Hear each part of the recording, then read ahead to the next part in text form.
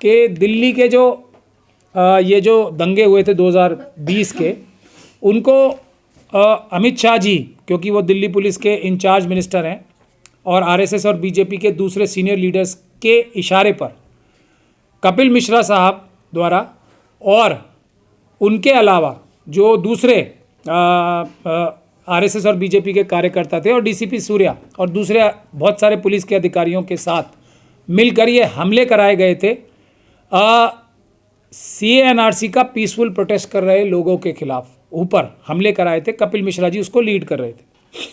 तो और इस काम को टाइमिंग जो चूज़ की थी कपिल मिश्रा जी ने, वो जो ट्रम्प साहब जो अमेरिका के राष्ट्रपति उस समय भी थे और आज फिर दोबारा चुन के आए हैं, उनकी विज़िट के हिसाब से टाइमिंग भी चूज़ की गई थी। ये हम लोग बार बार कहते रहे थे और हम ये भी वादा कर रहे थे कि हम आरएसएस और बीजेपी के सभी लोगों को, हालांकि हमने 2 दर्जन से ज़्यादा पहले भी हम लोगों की क्लाइंट्स के केसेस लड़ के हमने 2 दर्जन से ज़्यादा लोगों को और भी अरेस्ट कराया था, लेकिन जो कपिल मिश्रा जी के बारे में हमने कहा था कि ये और इसके बाद फिर दूसरी कड़ी तक जाएंगे, अल्टीमेटली अमित शाह साहब तक। बाबा साहब डॉक्टर भीमराव अंबेडकर के संविधान से के द्वारा चाहे कितने भी मुश्किल हालात हों, टाइम ज़रूर लगता है, लेकिन हम लोग इन दोनों के खिलाफ कड़ी कानूनी कार्रवाई करेंगे और दोनों को जेल भिजवाएंगे। उसके वो प्रॉमिस आज काफ़ी हद तक पहला स्टेप तो कपिल मिश्रा जी के खिलाफ बहुत अच्छा ऑर्डर आ गया है और अब उनको जेल जाने की तैयारी कर लेनी चाहिए, क्योंकि अगर ये केस जल्दी डिसाइड हुआ तो वो चाहे जीते या हारें, जेल उन्हें ज़रूर जाना पड़ेगा ये हमले कराने के लिए और उसके बाद हमलों का टाइमिंग भी ट्रम्प साहब की विज़िट के हिसाब से चूज़ करने के लिए। एक बात तो ये है और उसके साथ साथ एक और महत्वपूर्ण विषय ये है कि इस केस में हम लोग अब से 4 साल पहले सफल हो जाते। अगर वही भीतरघात जो हमेशा से होता है, जो हमारे अंदर आरएसएस और बीजेपी के लोग घुसे हुए हैं, ये पिटीशन हम लोगों ने ही डाली थी कपिल मिश्रा और दूसरे आरएसएस और बीजेपी के खिलाफ शुरू में, लेकिन उसमें 27 जुलाई 2020 को हम लोगों के सबसे बड़े वकील जिनको कहा जाता है कपिल सिब्बल साहब, उन्होंने ये पिटीशन सबकी तरफ से, और वो क्योंकि सबसे सीनियर वकील थे, उन्होंने ये पिटीशन 2020 में 27 जुलाई को विड्रॉ कर ली थी। तो वो भी ऑर्डर मैं आपके सामने दिखाता हूँ। इसकी वजह से हमें 4 साल की लंबी लड़ाई लड़के आज ये ऑर्डर अब आया है। तो इसमें सीबीआई को भी डायरेक्शन है और ज्योति नगर के एसएचओ साहब के खिलाफ सीधी एफआईआर करने की भी डायरेक्शन है। तो हमने दोनों जो वादे किए थे कि दिल्ली पुलिस और अमित शाह जी, कपिल मिश्रा जी और दिल्ली पुलिस का रोल जो है, और इन लोगों ने जो ये अपराध किए हैं, दिल्ली पुलिस के भ्रष्ट अधिकारियों ने, अमित शाह जी ने और कपिल मिश्रा जी ने, तो नंबर 2 सेमीफाइनल तक हम पहुंच चुके हैं। अगर कपिल सिब्बल साहब ये उस दिन विड्रॉ नहीं करते, आज से 5 साल पहले, करीब 4.5 साल पहले, तो ये फैसले पहले भी आ सकते थे। लेकिन खैर कोई बात नहीं, हमें भीतरघात की तो आदत डालनी ही पड़ेगी और आदत हमें रहनी भी चाहिए। तो एक तो दूसरा विषय ये था। मेरे साथ इस वक्त दयाराम बदलिया साहब भी हैं और मेरे साथ जो पिटिशनर्स थे इस केस में वसीम साहब और उनके फादर भी हैं। मैंने जानबूझ के इनका, क्योंकि इनकी जान को खतरा हो जाएगा अदरवाइज़, मैंने इनको मास्क लगा के रखने के लिए कहा है। ये कौन सा केस है मैं ये भी बता देता हूँ, जिसमें कपिल मिश्रा साहब के खिलाफ ये कार्रवाई हुई है। ये केस वो है जो बहुत चर्चित केस रहा था, जिसमें जनगण मन डंडे मार मार के पुलिस के भ्रष्ट अधिकारी जनगण मन गवा रहे थे 5 मुस्लिम युवकों से। उसमें से एक जो माइनर थे, वो मेरे बराबर में वसीम बैठे हुए हैं, उस समय माइनर थे, अब तो मेजर हो गए। मैं आपको उनकी कंप्लेंट भी पढ़ के बता देता हूँ। ये वही घटना है जिस पे एफआईआर के ऑर्डर हुए हैं ज्योति नगर पुलिस स्टेशन के बाहर। इसमें सबसे जो बुरी बात है वो ये है कि ये छोटे बच्चे का उस समय हॉस्पिटल में डॉक्टर्स ने भी, वो भी आरएसएस और बीजेपी के साथ मिलकर हॉस्पिटल के डॉक्टर्स ने भी इनके साथ ज्यादती की, इनके बयान नहीं लिखे और इनको और प्रताड़ित किया। मैं आपको कंप्लेंट की थोड़ी सी पोर्शन पढ़ के बताना चाहता हूँ। दिनांक 24/2/2020 बरोज़ सोमवार को मैं अपने घर से दोपहर करीब 3:30 बजे दंगों की खबर सुनकर अपनी अम्मी को देखने के लिए निकला। क्योंकि बाहर काफ़ी शोर शराबा हो रहा था। जैसे ही मैं करदमपुल पुरिया के पास पहुंचा तो मैंने देखा कि रोड पर काफ़ी दंगाई इकट्ठा थे और काफ़ी पुलिस वाले भी वहाँ खड़े थे। तो मैं अपनी अम्मी को ढूंढते हुए मोहल्ला क्लिनिक पर अम्मी को देखने पहुँचा तो तभी कपिल मिश्रा, जिन्हें मैंने कई बार टीवी पर देखा है, हाथ में रिवॉल्वर लिए हुए अपने साथियों के साथ आया और वह उसके साथी ज़ोर ज़ोर से नारे लगा रहे थे, देश के गद्दारों को गोली मारो सालों को, और कटवे मुर्दाबाद, जय श्री राम। कपिल मिश्रा के आते ही वहाँ खड़ी भीड़ बेकाबू होने लगी और फिर कपिल मिश्रा को पुलिस ने एक लाउड स्पीकर दिया, जिस पर कपिल मिश्रा ने कहा, इन कटुओं ने हमारी कल की पिटाई से सबक नहीं सीखा है। यानी कि 23 तारीख को भी कपिल मिश्रा जी ने ये कार्य किए थे, उसकी भी ये उनकी कन्फेशन एक तरह से एक्स्ट्रा जुडिशल है। आज हम इनका पूरा इलाज करना पड़ेगा।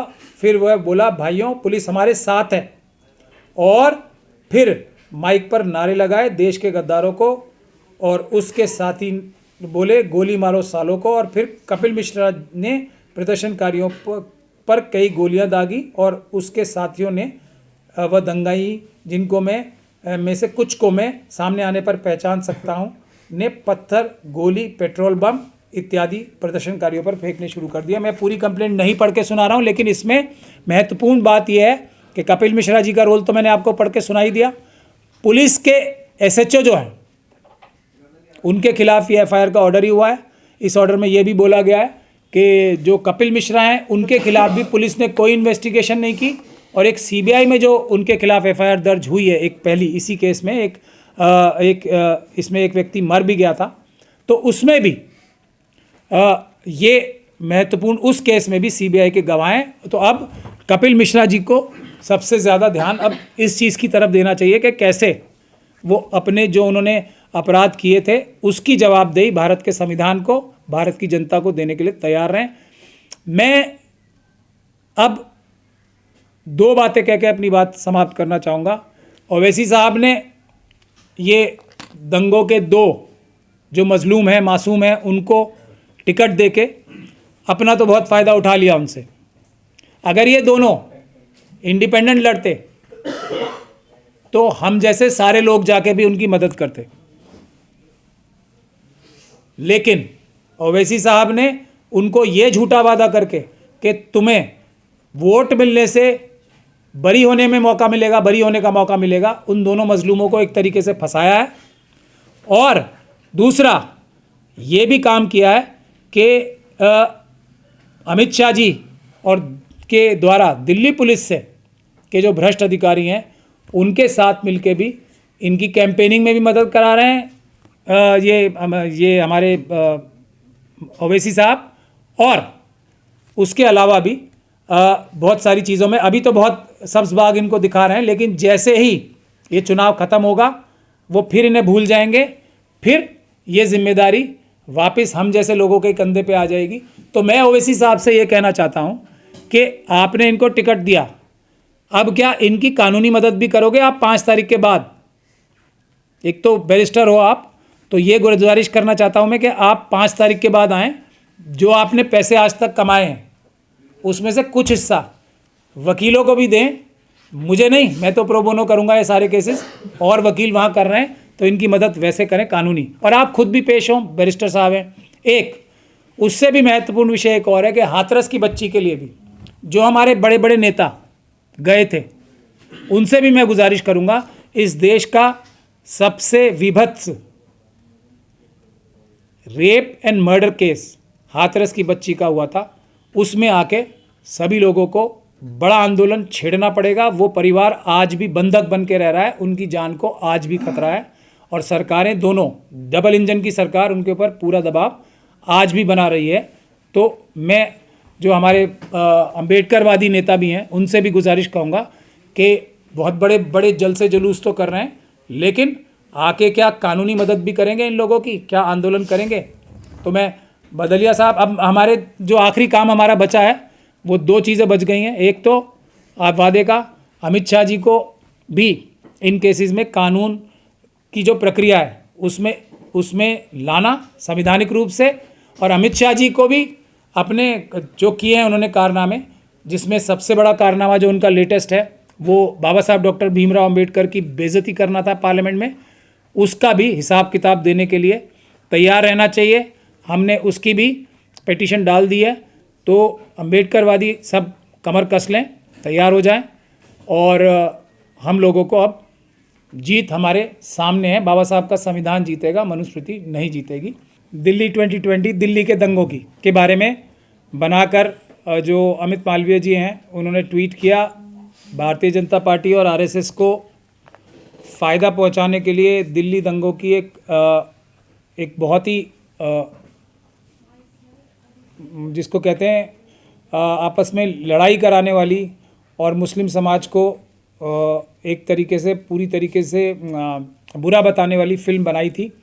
उसको हमने कल हाई कोर्ट से रिलीज़ होने से अभी रुकवा लिया है, और उसमें ऑर्डर ये आया है कि जब तक central board of film certification से परमिशन नहीं ले ली जाएगी तब तक के ना वो सोशल मीडिया पे कहीं रिलीज़ होगी ना दूसरी कहीं जगह रिलीज़ होगी।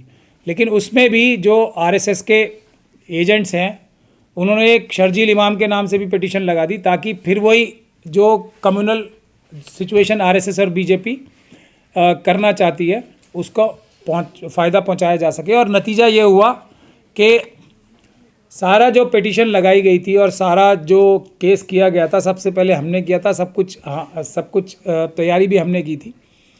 लेकिन जो क्रिमिनल मीडिया है और जो उनके जो लोग उनके दबाव में या टच में है, जो उनके एजेंट हैं, उन्होंने कम से कम एक ग्रुप ने उसके शर्जील इमाम के नाम से भी पिटीशन लगा के खूब ऐसी बहस की जो हमारी सो कॉल्ड क्रिमिनल मीडिया है उसने उसको शर्जील इमाम के नाम से ही खूब पब्लिसाइज़ किया, तो ताकि लोगों को सच्चाई पता रहे।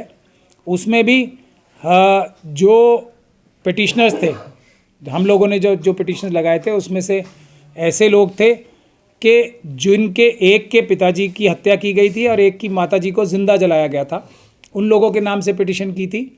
तो लेकिन ये देख के आरएसएस और बीजेपी ने शर्जील इमाम के नाम से भी एक पिटिशन लगवाई। तो जो देश के अंबेडकरवादी हैं उन्हें ये पता होना चाहिए कि ये लोग जो बहुत ज़्यादा मज़लूमों के साथ, अब दो मज़लूम तो ताहिर हुसैन और ये शिफा उर रहमान भी हैं, जो बहुत हमदर्द नज़र आते हैं, दरअसल वो आरएसएस के एजेंट हैं। और इस वक्त ओवैसी साहब ने जो पोलराइज़ कराने के लिए 2 सीटों की बात नहीं है ये, उसके लिए तो मैं बहुत सारी बातें बता चुका हूँ कि किस प्रकार से पुलिस पूरी मदद कर रही है इन दोनों कैंडिडेट्स की। ये हैरानी की बात है। ओखला के भी और ये मुस्तफ़ाबाद के भी कैंपेनिंग में भी मदद हो रही है। जो पब्लिक प्रोसिक्यूटर हैं, सरकारी वकील हैं, उनको वो कोर्ट को ये बोल रहे हैं कि हमें कोई प्रॉब्लम नहीं है अगर ये कस्टडी पैरोल पे कैंपेनिंग करने आ जाएं। ये बिल्कुल सीधी सीधी बात दिखाती है कि आरएसएस और बीजेपी के इशारे पे ये दोनों सीटें की बात नहीं है। पूरी दिल्ली में माहौल ख़राब करने के लिए आरएसएस और बीजेपी को ये कहने का मौका देने के लिए कि जो लोगों के ऊपर आतंकवाद के मुकदमे चल रहे हैं उनको मुस्लिम अपना नेता बनाने के लिए एआईएम पार्टी से टिकट दिया जाता है। तो उसी प्रकार से इस केस में भी शर्जील इमाम का नाम जानबूझ के डाला गया, वरना ये फिल्म रुकवाने के लिए तो हमने पूरी ऑर्डर्स भी एक दिन पहले ऑलमोस्ट साफ़ कर ही दिया था जज साहब ने ओरल ऑब्जर्वेशन में। फिर भी एक तो ये आस्पेक्ट था जो मैं आपके सामने लाना चाहता था। देश की जनता को पता होना चाहिए कि किसने ये काम किया।